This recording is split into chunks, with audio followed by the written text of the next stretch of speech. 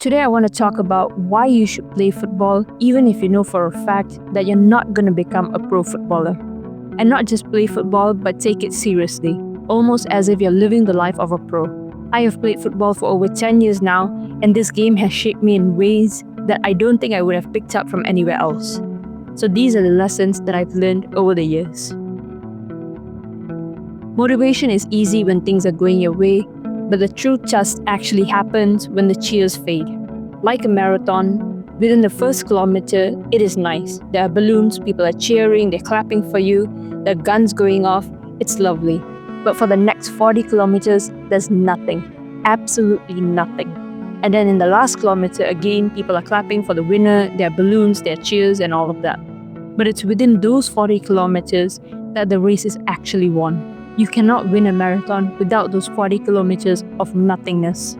In the movie Rocky Balboa, that montage, it lasts for 30 seconds. But in real life, it's more like 10 years. And it's not 10 years of just pure grit and motivation. It's more like 10 years of ups and downs and 40 kilometers of nothingness. It's trained me to find meaning in the silent miles when progress feels invisible and the cheers have faded. That's the rare kind of discipline that most people don't even develop. I have learned that success is more so a test of endurance than talent. The question to ask isn't will I be successful, but what am I willing to endure? Life and football are very similar. It's a suffering economy. It's either the pain of getting up and training in the morning or the pain of never reaching your full potential. You don't get to avoid pain, you just get to trade one for the other. I have seen that the ones who rise aren't necessarily the more talented ones, but the ones who are willing to walk in the dark without any proof.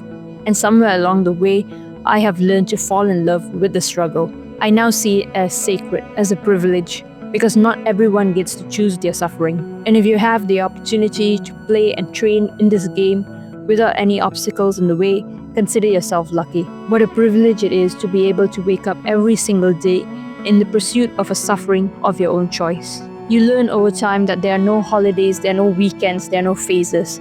Every day is the same because the goal is the same. The goal is to be a better version of yourself. Consistency becomes your identity.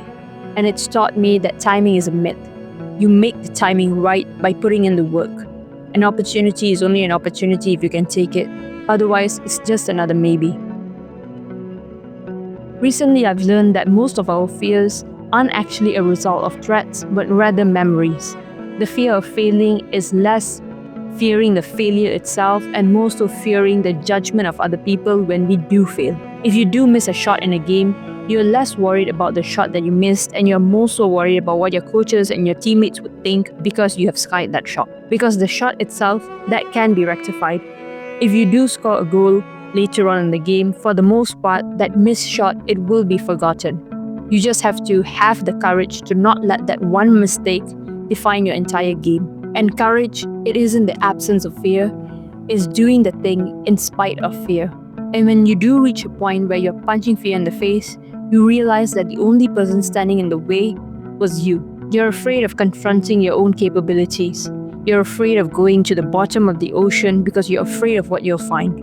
And maybe you know what you'll find. You know that you're capable of more, but you don't want to find that out. You don't want to explore that because you know that once you have explored that, there's no going back. There's no unknowing your potential. Once you've tasted it, you can't pretend that you're ordinary anymore. You either work your way and reach your full potential, or you live with the fact that you never truly did anything despite knowing what you could have done about it.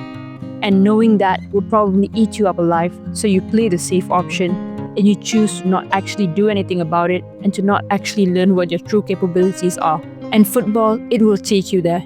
It will give you glimpses of your true potential. The question is, do you have the guts to go there? Football has given me a new philosophy on effort. Even though every now and then I want the quick results, I have also learned to fall in love with the process of doing itself. How many would keep going if they weren't seeing the results that they wanted? Not many, but that's when it matters the most. I have learned that consistency without validation is sacred. Showing up when no one is there, showing up when progress feels invisible, that is when your true identity is built. It's no longer about proving something, but rather about becoming someone. And that's true philosophical stamina. You learn to find purpose in persistence itself. And it's also made me a student of learning itself. And the best way to know how much you're learning is based on how much you're struggling to actually learn the thing. And it's true. The harder it feels, the more you know that you're growing. It's the drills done at game speed that cause me to fall on my face the most that are actually the ones that are preparing me for game-like situations. Repetition isn't just routine, it's neuroplasticity in motion. Every failed touch, every missed pass, every frustrating session, that's your brain's way of rewiring and adapting. Frustration isn't just discomfort, it's proof of growth. Football has rewired my relationship with struggle. I do my best to create discomfort because I know that is where I am growing the most. It's allowed me to look at the game from the eyes of a scientist. Mistakes unpersonal their data, and that's how you grow. Use it as feedback to guide you rather than a critic to tear you down. I have seen many instances where players younger than me were progressing faster than me. And yes, for the most part, I did have to figure out nutrition and training and all of that stuff on my own, while they might have had some help. And it would be nice to sit here and complain, but that ain't gonna get me anywhere. And now looking back, I have come to the conclusion that me figuring everything out on my own was actually a blessing in disguise. Because it didn't just teach me how to follow a fitness plan, but I also learned how to learn. I learned how to spot my weaknesses and keep myself accountable when no one was doing it for me. I learned how to become more self-reliant. I learned how to become more resilient. I didn't just learn how to play, I learned who I was when things got hard. The identity that I carry today, it wasn't given to me. It was something that was carved out all the struggles that I've went through in the past. And along the way, I've also learned how to find compassion for myself while still maintaining a high standard. Learning to forgive myself for the things that I didn't know before I knew them was a big part of that. I allowed myself to have grace for me. I learned how to have grace for my younger self who made mistakes in ignorance and not in neglect. Football has also taught me that progress isn't just technical or tactical, but also emotional maturity. It's forced me to face my own self-judgment and perfectionism. I used to beat myself up if I missed a pass or I skied a shot. I used to worry about every movement, and because of that, I would mess it up. But in learning that I have to chase perfectionism, knowing that I'll never achieve it, has been a game changer for me. And through that, I have learned empathy not for others first, but for myself. I've learned to forget about the mistakes and start every rep fresh every single time, because the next rep has zero dependency on the previous one. That's the kind of compassion that prevents players from burning out. It allows you to carry consistency instead of intensity.